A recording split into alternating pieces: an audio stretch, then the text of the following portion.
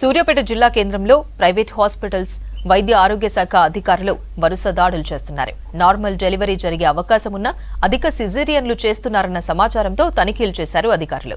Caesarean కాన్పులు, abortion రికార్డులను స్వాధీనం చేసుకున్నారు. ఇప్పటివరకు 8 హాస్పిటల్స్ లో అధికంగా సిజేరియన్లు చేసినట్లు గుర్తించారు. పలు హాస్పిటల్స్ కు నోటీసులు ఇచ్చారు వైద్య ఆరోగ్య శాఖ అధికారి Kotachalam. 10 beds into 3 round the clock uన్నారు. 5 ఉన్నారు.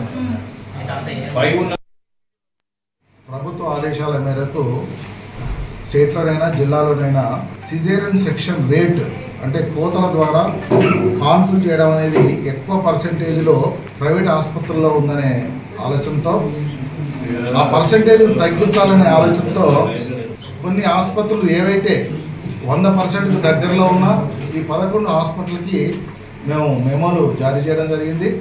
ఆపరేషన్ చేసిన వాళ్ళ యొక్క పేర్లు, వారి యొక్క కేస్ షీట్లను కూడా మేము ఆడిట్ చేయడం కూడా జరిగింది.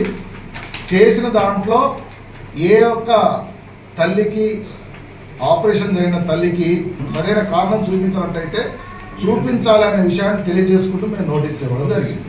అబార్షన్లు చేసే రిజిస్టర్లు కూడా చూస్తాం, వాళ్ళ యొక్క వివరాలు కూడా సేకరిస్తాం.